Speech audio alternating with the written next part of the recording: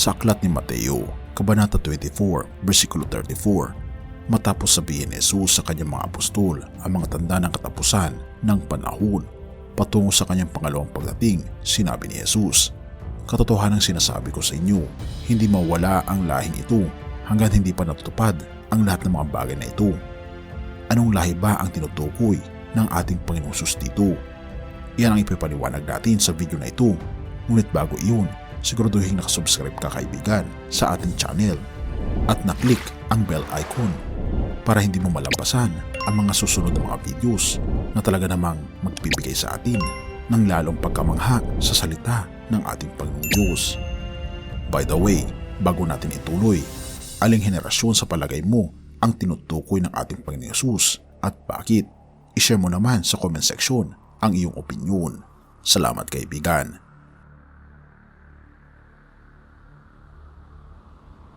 May mga kritiko na nagsasabing ang tinutukoy ng ating Panginoong Jesus ay ang henerasyon ng mga apostol noong unang siglo, Anno Domini, at ito raw ay nagpapalabas na hindi mapagkakatiwalaan ang Biblia dahil iyon ay nangyari 2,000 years na ang nakakaraan at narito pa rin tayo. Ngunit maaring madaling itanggi ang aligasyong iyon dahil sinabi ng ating Panginoong Jesus na walang nakakaalam kung kailan siya babalik, tulad ng nakasaad sa Mateo Kabanata 24, versikulo 36. Natapwat tungkol sa araw na yaon at oras wala nang makakaalam ni ang mga anghel sa langit kundi ang Ama lamang.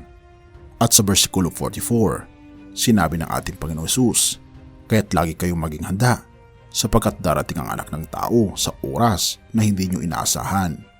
Kahit hindi maaring tinutukoy ni Jesus ang henerasyon ng mga apostol sapagkat magkakaroon ng pagtutol sa kanyang mga sinasabi kung itinuturing na literal na mangyayari ang kanyang pagbabalik sa henerasyon nila. Inaasahan nila na mangyayari ito sa kanilang buhay, kahit hindi ito ang maaring tinutukoy ng ating Panginoong Jesus.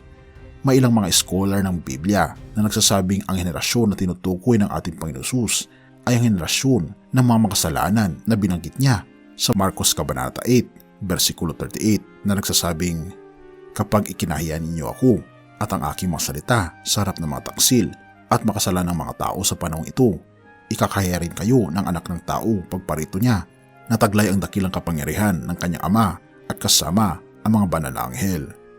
Sa madaling salita, ang mga makasalanan at mga nagkakasala ay manatili hanggang sa pangalawang pagdating ng ating Panginoong Jesucristo. Bagamat may katotohanan ito at mas may kabuluhan, hindi ko iyon lubusang iniisip na iyon ang naging ibig sabihin ng ating Panginoong Jesus.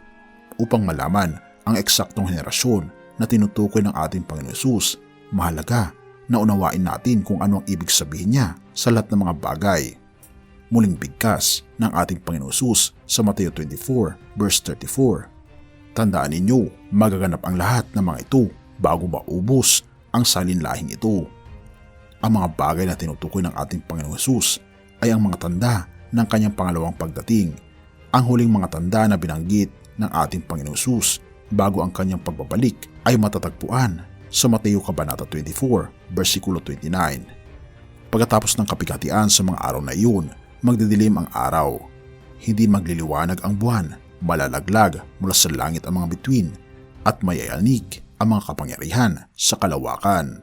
Sa susunod na bersikulo, ibinabanggit niya ang kanyang pagbabalik na nagsasabing, "At pagkaraan ng mga bagay na iyon, makikita ang tanda ng Anak ng Tao sa kalangitan." Kaya tinutukoy ng ating Panginoong Jesus ang henerasyon na makakaranas ng pagkatupad ng mga tanda na ito sa panahon na iyon. Ang lahat ng mga bagay, binabanggit niya pa dito, na tinutukoy ng ating Panginoong Jesus ay ang mga tanda na kanyang binanggit bago ang kanyang pagbabalik. Pero mas detalyado pa ito kapag tinignan natin ang aklat ng pahayag. Sa pahayag Kabanata 6, versikulo 12, binabanggit ang mga parehong kosmikong tanda bago ang pagdating ng ating Panginoon na nabanggit sa Mateo Kabanata 24. Sabi sa pahayag Kabanata 6, versikulo 12 to 14, "Nang alisin ng kordero ang pang-anim na selyo, lumindol ng malakas. Ang araw ay nagdilim na kasing itim ng damit panluksa at ang buwan ay naging kasimpula ng dugo. Nalaglag mula sa langit ang mga bituin na parang mga bubot na bunga ng igos kapag hinahampas ng malakas na hangin. Naglaho ang langit na parang kasulatang inirolyo at nawala sa kanilang dating kinalalagyan ang mga bundok at mga isla." Kung magpapatuloy ka sa pagbabasa, makakabanggit din ito tungkol sa mga hindi nagbabalik loob na nagtatago sa mga kagubatan para takasan ang presensya ng ating Panginoon. Ito ay nagpapahiwatig na ang henerasyon na tinutukoy ng ating Panginoon Jesus ay mabubuhay sa panahon ng ika-6 na tatak. Pero mas detalyado pa ito dahil may isang tanda na binanggit sa pahayag Kabanata 6, versikulo 12 na wala sa Mateo Kabanata 24, versikulo 29 at ito ay ang malupit na lindol. Alam mo bang nabanggit din ang malupit na lindol sa huling 7 salot sa pahayag Kabanata 16, versikulo 17 to 18. Ito yung nagsasabing pagkatapos nito, ibinuhos ng ika-7 anghel ang laman ng hawak niyang mangkok sa himpapawid at may nagsalita ng malakas mula sa tronong nasa templo na ganap na, kumidlat, kumulog at lumindol ng napakalakas. Ito ang pinakamalakas na lindol mula pa nang likain ang tao dito sa lupa. Sa kabilang banda, ang henerasyong tinutukoy ng ating Panginoon Jesus ay ang henerasyon na makakaranas ng pagkatupad ng lahat ng mga tanda na patungo sa kanyang pagbabalik, kasama na ang malupit na lindol na nabanggit sa huling 7 salot. Alam mo bang tayo ay kasalukuyang nabubuhay sa ika-6 na tatak? Ang 7 huling salot ay huhulog sa lalong madaling panahon at babalik na ang ating Panginoong Hesus. Ang tanong ay, handa ka ba, kaibigan? Kung hindi pa at nais mong maging handa, kailangan mong tanggapin ang ating Panginoong Hesus bilang iyong Panginoon at makapagligtas. Purihin ang ating Panginoong Diyos at salamat kaibigan sa iyong panonood. Tayo manalangin.